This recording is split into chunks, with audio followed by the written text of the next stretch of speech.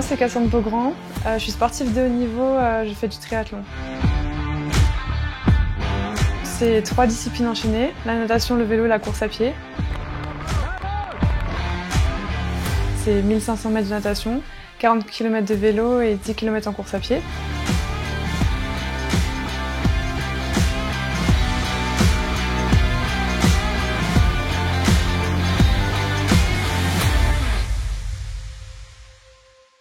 Mon amour pour le triathlon, je pense que c'est venu très très jeune parce que j'étais nageuse et coureuse. J'étais baignée dans le sport depuis toute petite. J'accompagnais pas mal mes parents sur la piste d'athlétisme. Mon père était entraîneur justement de course à pied, ma maman était athlète. Du coup, j'ai commencé à marcher et courir peut-être sur la piste dès mon plus jeune âge. Et après, c'est vrai que plutôt que de choisir entre les deux, j'ai voulu ajouter le vélo. Ce que j'aime le plus dans la pratique du triathlon, c'est la diversité et justement, c'est jamais monotone en fait. C'est ça que j'aime beaucoup. On s'ennuie pas. Je savais que j'avais envie de faire du haut niveau et depuis toute petite, je faisais que regarder justement les jeux. La télé, c'était mon rêve ultime. J'ai commencé la course à pied et la natation quand j'avais 6 ans et on va dire j'ai fait mes premiers triathlons, mes 2 premiers triathlons, je vais avoir peut-être 7 ans. On est parti habiter dans le sud du coup avec ma famille et je pense que ça s'est fait presque après le bac où j'ai rejoint vraiment un pôle spécialisé dans le triathlon, le pôle national. C'est là que ça a vraiment débuté, où je me suis vraiment professionnalisée. J'ai toujours su que je voulais faire du haut niveau, c'était là-dedans que je me sentais le mieux et la plus épanouie.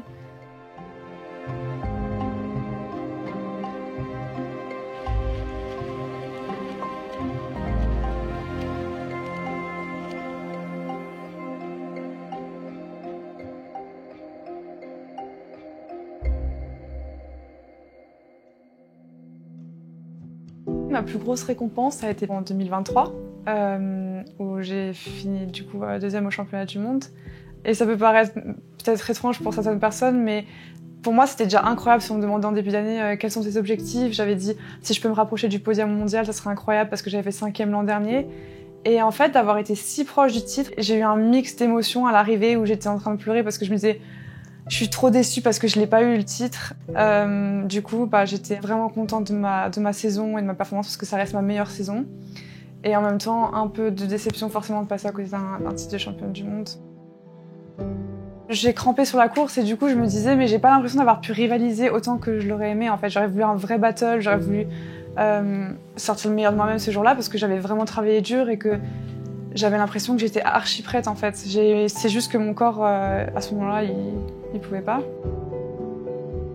Quand j'ai franchi la ligne en fait, de la dernière étape justement le championnat du monde, ça a été d'abord la déception qui est venue en premier parce que justement je me battais pour le titre et je savais qu'à ce moment-là j'avais perdu parce que c'était celle qui justement devait me battre qui a gagné la course. Et en fait directement, je réalisais pas, je me disais oh non mais là je sentais pendant la course de toute façon que j'étais derrière et que ça se passait vraiment pas très bien. Et du coup, j'ai direct vu un peu mes proches. Du coup, je me suis mise à pleurer direct. C'était un petit peu. J'avais du mal à contrôler mes émotions à ce moment-là parce que, je veux dire, j'attendais tellement de cette course qu'en fait, c'était assez douloureux, je pense. Il n'y avait jamais une Française qui avait fait un podium sur le championnat du monde en triathlon. Donc là, on était 2 Françaises. C'était contrat rempli et on a quand même marqué un peu l'histoire du triathlon féminin, je pense. Je pense que j'ai connu beaucoup d'échecs quand même. Au final, autant d'échecs que peut-être de réussites, ou voire des fois plus d'échecs que de réussites. Et je pense que c'est ça qui permet en fait d'être encore plus heureux quand on réussit, justement, c'est d'avoir aussi vécu des moments, de mauvais moments en fait. Parce que je me rappelle au jeu en 2021, j'ai vraiment pas eu une super année et j'étais vraiment au fond du trou à ce moment-là. Ça a été dur. Et puis je me suis dit, mais regarde le chemin que tu as parcouru déjà depuis 2 ans, tu t'es bien relevé déjà depuis l'année 2021 et voilà, ça rend les choses quand même plus belles.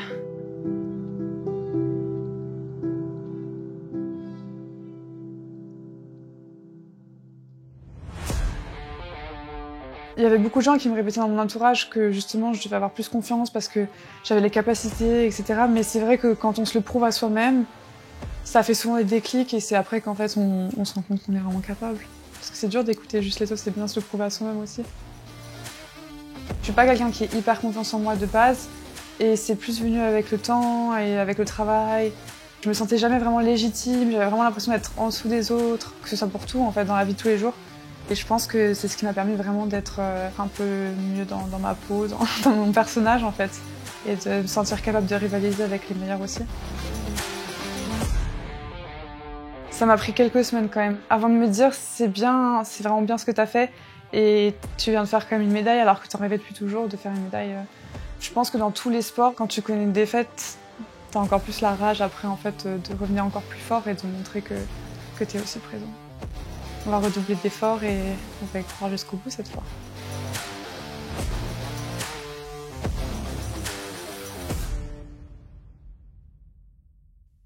Je pense que dans certains sports, justement, il y a peut-être une grande part d'inégalité entre hommes et femmes, mais nous, honnêtement, on n'a pas trop à se plaindre à ce sujet.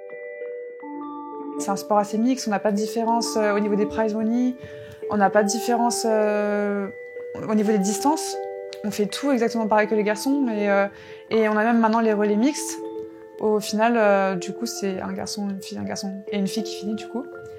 Et avant, c'était un ordre différent, sauf qu'en fait, ils se sont dit pourquoi ce serait toujours les garçons qui arrivaient avec la banderole à la fin du relais.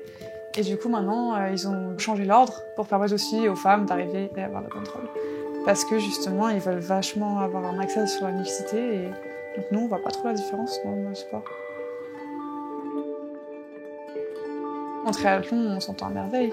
Les hommes et les femmes, on est vraiment une équipe super soudée. Et franchement, à chaque fois, je suis contente de retrouver l'équipe. Et je pense que c'est pas comme ça dans toutes les équipes non plus, donc je pense qu'on a vraiment de la chance d'avoir des personnes comme ça. J'espère qu'on me considère quand même un peu féminine parce que c'est vrai que au final c'est un sport où on peut se dire on est quand même assez musclé. Voilà, je suis assez coquette et, et ça compte quand même pour moi aussi. Et j'espère que ça donne envie aux plus jeunes de commencer le triathlon et de se dire même si je suis une fille, je peux faire du triathlon.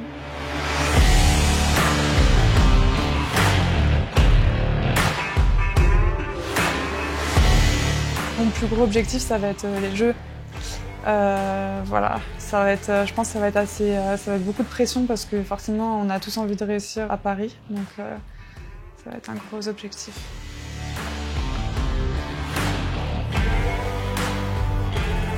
C'est complètement différent de Tokyo où on n'avait pas de public, avec le Covid déjà. Et puis courir en France, forcément, on va entendre nos noms. On a eu une première expérience justement au test event, exactement sur le parcours des Jeux, même configuration, les mêmes heures, etc. Et ça a été déjà impressionnant parce qu'au final, il y avait plein de gens qui écrivaient nos noms et notre parcours passe que sur des monuments incroyables. Donc c'était déjà un avant-goût en fait de ce qu'il va y avoir au jeu. Il n'y a pas besoin de billet d'entrée, c'est en plein air, donc tout le monde peut y accéder. Il va falloir gérer la pression à ce moment-là. Et maintenant, je m'en sers plus en tant que support en fait. Plutôt que ça me freine, j'ai l'impression que ça me porte, le public. Je pense que j'ai toujours été très stressée de nature, un peu pour tout. Mais après, j'ai travaillé. On va dire que quand il y a un gros objectif, ça reste quand même difficile de ne pas stresser. Mais j'essaie plus de transformer ce stress en positif. Mais je pense que je stresserai toujours, ça fait partie de ma nature, donc c'est difficile de se changer en fait.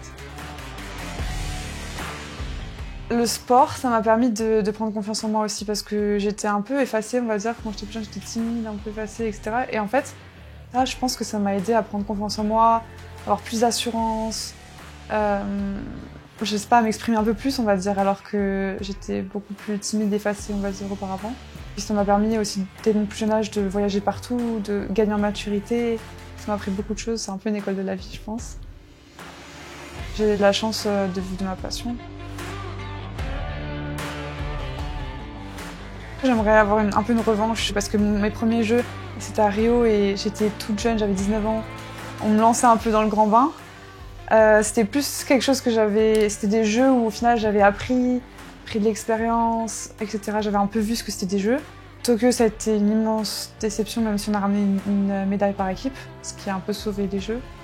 Mais moi, pendant 2 jours, j'étais en train de pleurer dans ma chambre, donc après l'épreuve indiv, donc ça a été hyper douloureux. Je voulais plus qu'on parle de triathlon pendant un petit moment après, etc. Donc j'aimerais avoir une revanche sur les prochains et prendre que du kiff et du plaisir et offrir un beau spectacle à tous les Français.